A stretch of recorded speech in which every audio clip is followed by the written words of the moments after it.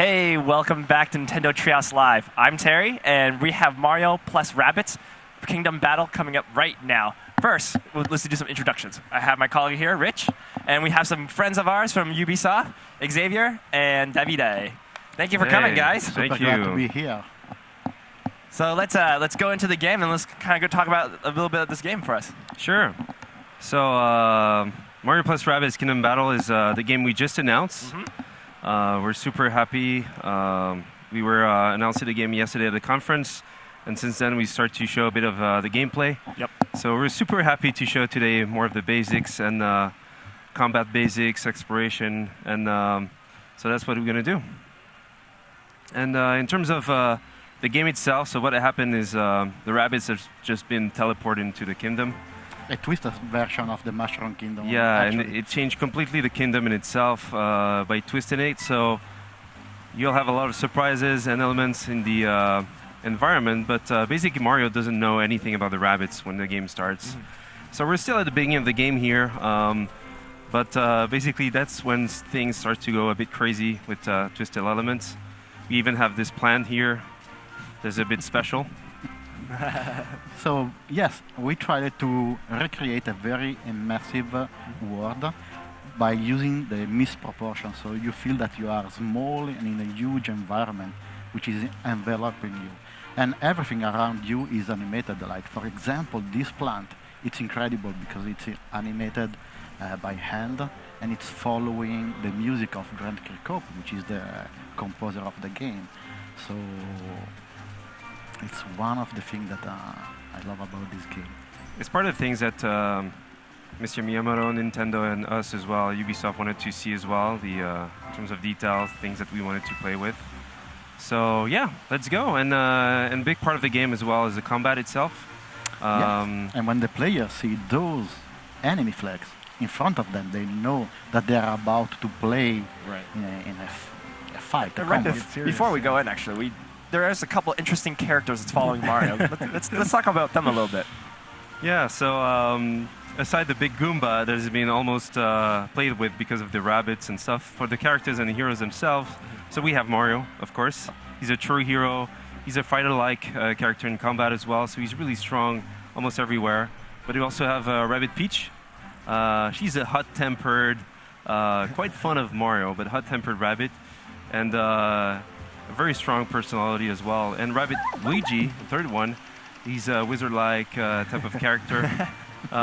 He's really clumsy, naive, but at the same time he's quite dangerous in combat and as the game progresses as well. So yeah, it's a nice cast, and this cast is the beginning cast. So as you'll progress into the game, you'll unlock new heroes. So you don't unlock the heroes at the beginning, you unlock them throughout the adventure. Now, can we say what other characters there will be in the game as well? Sure. Absolutely.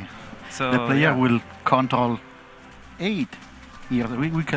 We'll be able to choose between 8 heroes at the end. So that will be the player's roster.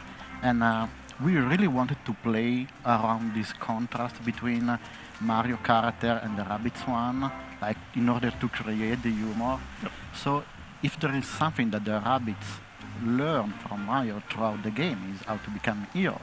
And Mario learns how to crack a joke. So Are we ready to look we at go some for the battle? fight? Yeah, let's do it. let's Let's do it. Yeah, go. definitely. So you switch from exploration mode to battle mode this way. So basically when you see those two flags, you switch to battle mode. And you don't control anymore directly your characters. You control Beepo, little cursor you see in front. And this little guy, in fact, is telling you, you can tell him where to go and the characters will follow. So that's a big difference between the two. And for us, it was a good match, between exploration and combat in terms of the feeling we have. So So let's as soon go. as you start the combat, a fly cam is showing you the battleground, but you can always use the tactic cam, which is a tool that will let the player observe the surrounding to decide what to do, the best move to take. And as you can see in the top right part of the stream, the mission objective, it's a rich area. So it's not really important to defeat the enemy there, but to really decide the best way possible way to arrive directly at the objective. So the player will have two choices. Directly in front of the enemy, that seems a little bit risky, or moving a little bit on the right to use the cover and being protected by the attack of the rabbits. So what you see right now is Xavier, which is controlling the heroes. In this case, each heroes can perform 3 different type of action. As we are quite early in the game, right now we have only movement and attack. Later on there will be techniques which is way more, let's say, an indirect way to deal with an enemy, and it's more magical. But the blue line is defining where the characters can move. And in this case, Xavier could, for example, go behind the cover in order to be half protected, or just go in front of the enemy. So as soon as you press, the character moves. And like David said, we can attack, but it will show first the movement phase itself. You can do whatever you want. You can move first, attack then. It's up to you to decide, in fact. You can advance towards another cover, such for example as Rabbits Luigi is doing, or even better, you can move the cursor behind one of your teammates in order to activate what we call the team jump. And the team jump is expanding your area of movement, allowing you to go much further than your normal area of movement. Right. And this is also allowing you to fill the gaps, such as the small river that you can see in front of you. After that, you can choose, but there is no sequence, like? Exactly. So basically here we just finished the movement phase, and now we can see in this fight that the enemies are positioned in a way to zerg you. They called Ziggies. Those guys don't have a lot of life points, but they're they dash you all the time. So it's good that I'm on the other side with Mario thanks to the team jump. So when you're ready, you press A, you attack, and what you may have seen just over the enemy is the hit percentage. So 100% means 100% chance to hit. If they are behind a half cover, full cover, it changes. So we'll see that just later on. So I'll continue with the attack here, and even defeat the enemy in the process. He's zapped out, and in terms of story, basically they're not dying. They're going back to the hub as white rabbits. So we're actually saving the rabbits That's here. great. Then you feel good about defeating Yeah, these absolutely. guys. That's the whole point, because I don't want to spoil too much about the story, but they have been controlled by a force. And by defeating them, you are removing this force from them. And they are part of the gameplay loop of the players, because they will go back to the Peach Castle, and the more you free them, the more they will build a structure that will help the player throughout their adventure. So we saw there Mario was attacked, but he's behind a full cover, so the enemy had 0% chance of hitting him. But the cover did take damage, I noticed. So Exactly. So it's actually something really important in the combat itself. There are actually, aside one that we have later in the game, no cover that is really infinite. Like, they have this amount of damage, and if they get destroyed, you don't have any cover anymore to defend yourself. So for example here, if I go and attack this enemy, I know I'm not going to hit it, it's 0% chance, but just to show you the damage on the cover itself, this is a wood cover, so in 2 hits it's going to be destroyed. And the one you see here next to Rabbit Luigi is a brick cover. So this one is a bit more tough, so 3 hits. So basically, that's really important in the game itself, to use this. The enemies will do it, you will do it, so... And this is cool, because you can also use interactive element in the battleground, such as the Rabbit's Pipe. The Rabbit's Pipe really helps you to go in other places where you couldn't reach just with your area of movement. So when you use that tacticam, spot those pipes, and use that to plan out your strategy. Exactly. So that's why the observation part is important, and we gave this tool to the player in order to really study, if they want to, the battleground. Definitely, it does count for you. You do have to explore a bit to really figure out that turn-based strategy and find out what the best advantages you have, especially in this new level and environment that you're encountering. Exactly. Here, it's even we showed some gameplay yesterday at the conference. It was just the fight after. This one is before, like David was saying, we don't even have the techniques. But one thing here that is really important for us in terms of design and philosophy was you see the water. This is creating a gap. So it teaches you to use team jump a lot. But the enemies do not use team jump. Those guys are dashers. You don't have Globetrotter. Globetrotter is the second archetype we have. They do team jumps. But here, we really want to show the player, like, hey, you can protect yourself. They will dash you eventually because they will take the pipe by the end of the map, trying to rush you. But it depends because according to where you are in the fight, we never know what the enemies can do. But they should do that in this map because, again, we wanted to teach you this is the way you can play as well. You can reach bigger zones and reach new areas, but also you can go over gaps like water. And this is quite cool. And later in the game, you'll even have height. So if you go up there, you have an advantage in terms of damage. So it starts to build up, We start to put the ingredients together. And this map is 30 minutes into the game, so it's really a good map to start to get those things. The players are still learning here. No? So it's really up to them where to move. They want to go directly against the enemy and risking to be dashed. But they maybe could arrive at the objective sooner, or they want to take maybe a more safer route like the one we are taking right now, because we are moving, helping each other using the protection of the colors. Right, and you had mentioned earlier that the objective for this battle is really to get to this final checkpoint. Yeah. There are different battles where you actually have to defeat all the enemies.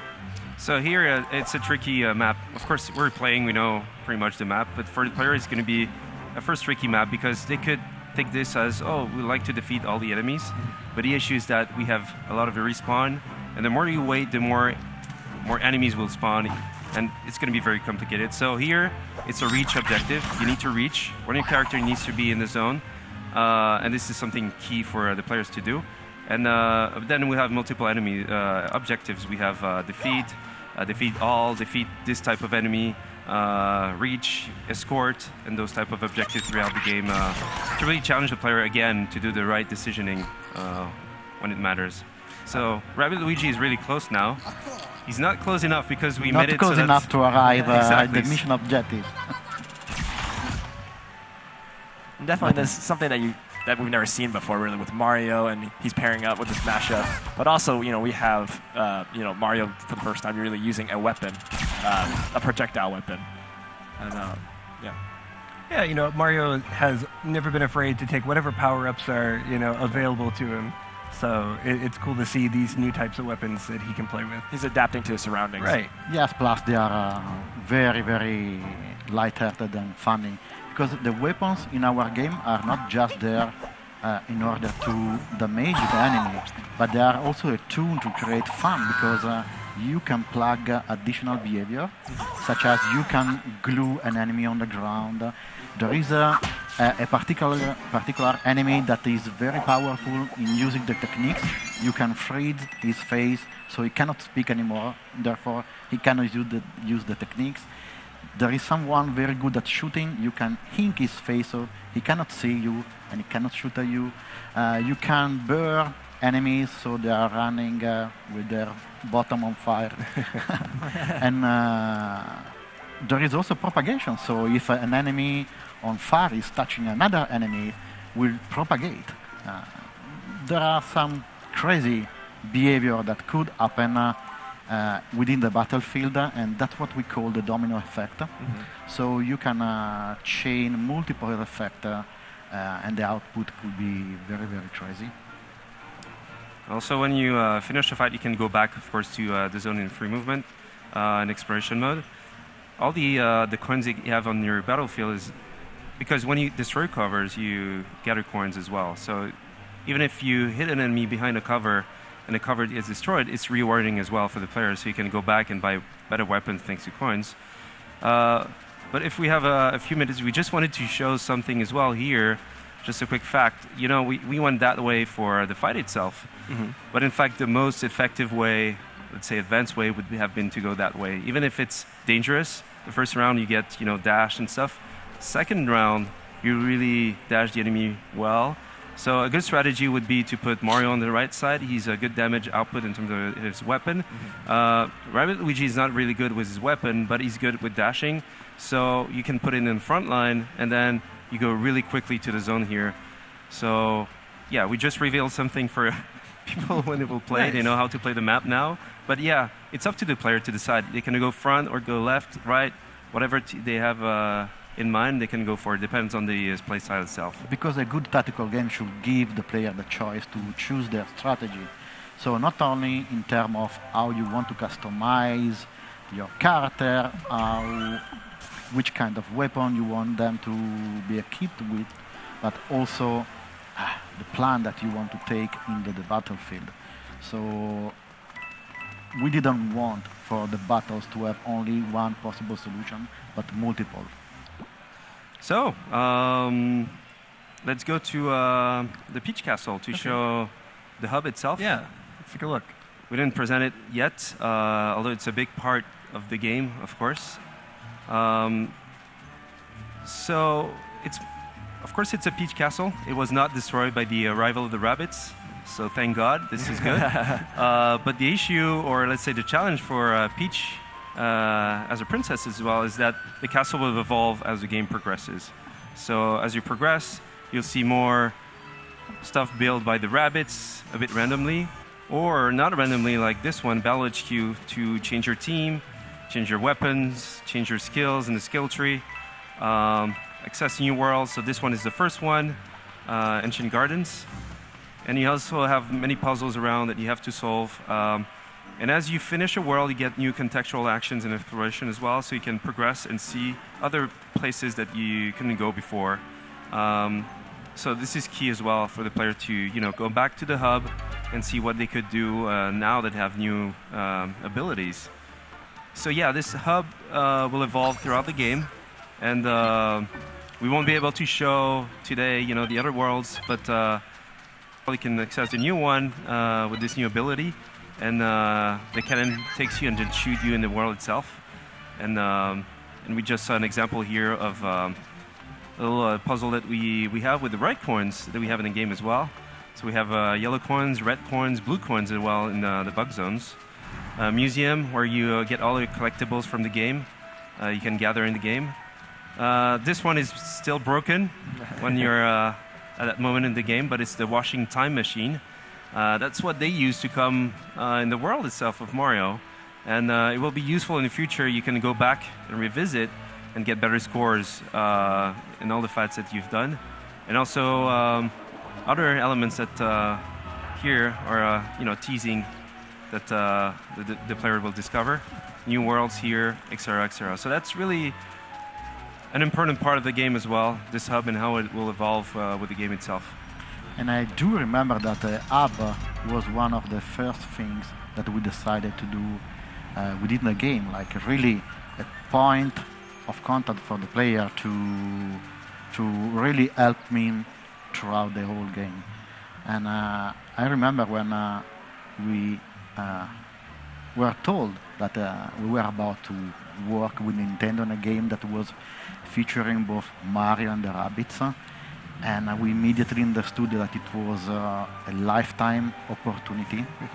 We worked really night and day in order to find something unique for the Rabbids, but as well for Mario. So as we are huge tactical fan, we said, okay, we should use them to propose something fresh, something new in the turn-based combat games. But at the same time, we wanted to stay true to the Mario universe. And therefore, we decided to mix those two different phases, but in a seamless way, like the combat and the adventure. And at the end, when we felt that we had a solid idea, we decided to meet with Nintendo. And I remember that we had only 3 weeks and a half. It was crazy, do you remember? To really prepare something And when I finally met Mr. Miyamoto, I felt like he's the creator of my favorite game. It's the inspiration of my career as a game designer. And I felt like if I was divided like in two. So the passionate Nintendo player and the Ubisoft creative director, the urgency to ask for an autograph and the responsibility to present the game the most professional way. Sure. But at the end, the effort paid off because he told me that he was impressed, and he kept asking how come that we had Mario and Luigi in our prototype. But the truth is that even if we spent, we had only 3 weeks and a half to work on the prototype. We recreated Mario and Luigi from scratch, the model, the animation, the rig, in order to try to translate their essence in our prototype. And I think that was the moment where we truly convinced Nintendo about our commitment and passion. So from that moment on, we kept meeting with them in Kyoto. It was an incredible journey, and Mario+Rabbits Kingdom Battle become really a work of love, a labor of love. That's such an amazing story. Yeah, I think you guys have a lot to be proud of, and I know that Mr. Miyamoto, he's hard to impress, and you guys have worked really hard, and I'm super proud of what you guys have come up with. I can't wait to play the full game. And it's just beautiful looking with all the graphics and the different tactical style, but also the exploration of the game. It's a new style that we never really encountered before. So we didn't sleep a lot these past month and years, but we're super happy to be here and talk about the game. It feels great. Like we were almost like in the cave, working on this game. And I think for the team, the whole team, dev team, all the studios, to be here today to talk about the game, show the game, finally.